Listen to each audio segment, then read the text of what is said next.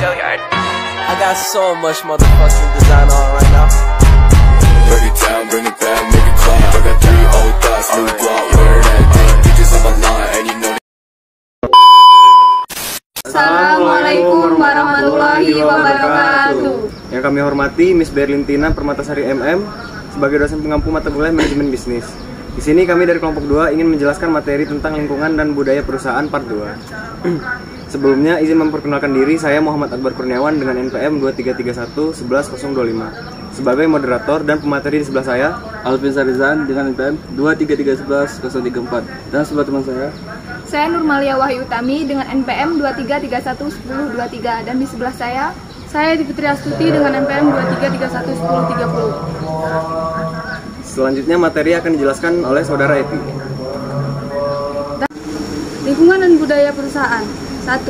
Penjelasan dari simbol organisasi, cerita, pahlawan, slogan, dan upacara. Simbol organisasi.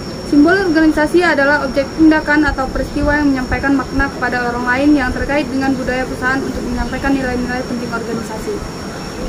Cerita. Cerita adalah narasi berdasarkan peristiwa yang berulang sering dan dibagikan di antara karyawan organisasi. Pahlawan adalah sosok mencontohkan perbuatan, karakter, dan atribut budaya yang kuat. Slogan adalah frasa atau kalimat yang secara ringkas mengungkapkan kunci perusahaan. Nilai banyak perusahaan menggunakan slogan atau ucapan untuk menyampaikan arti khusus. Dan upacara adalah sebagai kegiatan rencana yang membentuk acara khusus dan dilakukan untuk kepentingan audience manager. Hubungan lingkungan dan perusahaan mencakup 2 hal, yaitu eksternal dan internal. Eksternal adalah lingkungan suatu perusahaan yang dapat dianggap memiliki 2 lapisan, yaitu lapisan umum dan lingkungan perusahaan. Lingkungan umum merupakan lapisan terluar yang tersebar luas dan mempengaruhi perusahaan secara tidak langsung. Lingkungan umum mencakup faktor sosial, ekonomi, hukum, atau politik internasional, alam, dan teknologi yang sama-sama mempengaruhi semua perusahaan. Dan lingkungan tugas lebih dekat dengan perusahaan dan mencakup sektor-sektor yang mengadakan transaksi sehari-hari dan perusahaan secara langsung mempengaruhi operasi dan kinerja dasar. Internal. Lingkungan internal adalah yang mencakup unsur di dalam cakupan perusahaan. Lingkungan internal terdiri atas karyawan yang ada, manajer, dan terutama budaya perusahaan yang menentukan perilaku karyawan dilakukan dan tingkat adaptasi perusahaan terhadap lingkungan eksternal. Berikutnya akan dibacakan oleh selanjutnya. Hubungan organisasi dan lingkungan. Hubungan organisasi dan lingkungan adalah hubungan yang merujuk pada interaksi antara organisasi dengan lingkungannya. Nah, lingkungan organisasi terdapat beberapa faktor-faktor yang mempengaruhi. Yang pertama yaitu ada kinerja dan operasi organisasi. Contohnya yaitu dengan teknologi, maka organisasi harus mampu beradaptasi dengan perubahan lingkungan untuk tetap relevan dan berkelanjutan.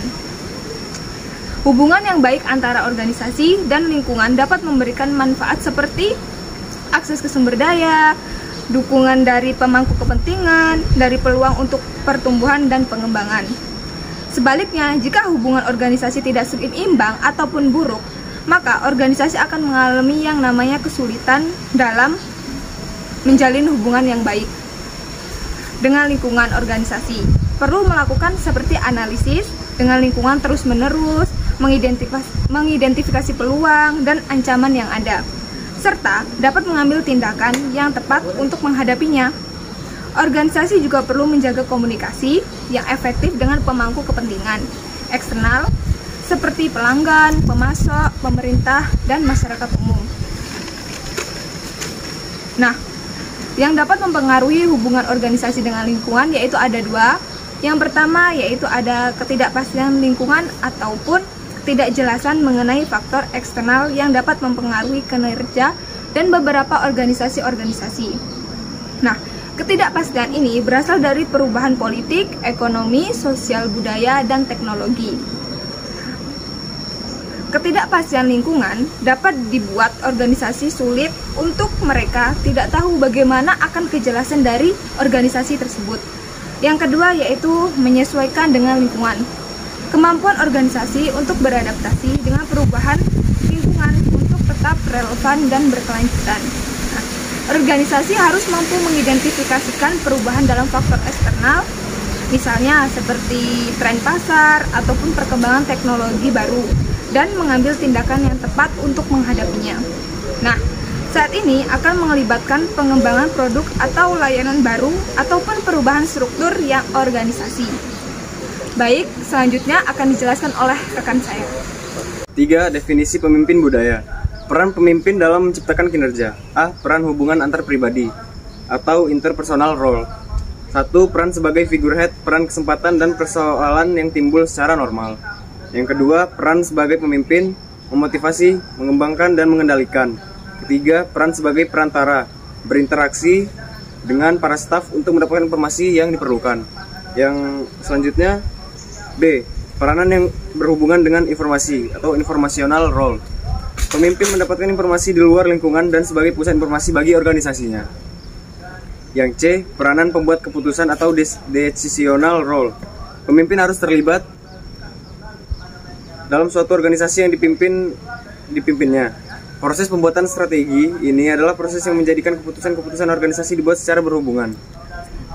Selanjutnya akan dijelaskan oleh rekan saya.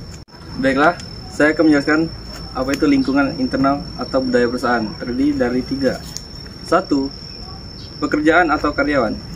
Orang-orang yang bekerja di lingkungan suatu perusahaan atau organisasi yang menginginkan imbalan berupa upah atau gaji, sementara manajer menginginkan adanya kinerja yang tinggi. Kedua, Dewan Komisaris. Dewan Komisaris mewakili kepentingan para pemegang saham, di mana Dewan Komisaris memantau kegiatan dan mengawali manajemen serta memastikan kegiatan akan berjalan mencapai tujuan. Ketiga, pemegang saham bertanggung jawab yang berdasarkan seberapa besar saham mereka terhadap perusahaan. Jika perusahaan memperoleh keuntungan, maka mereka memperoleh imbalan sebesar yang mereka sertakan. Sedikit dari teman saya, lingkungan internal dalam konteks organisasi merujuk pada faktor-faktor yang ada di dalam organisasi yang dapat mempengaruhi kinerja dan operasi organisasi. Dan budaya perusahaan mengacu pada nilai-nilai, norma, keyakinan, dan perilaku yang diterima dan dibagikan oleh anggota organisasi. Baiklah, itu materi dari saya sudah cukup. Sekian, terima kasih. Baik, itulah penjelasan dari materi kami. Kami akhiri. Wassalamualaikum warahmatullahi wabarakatuh.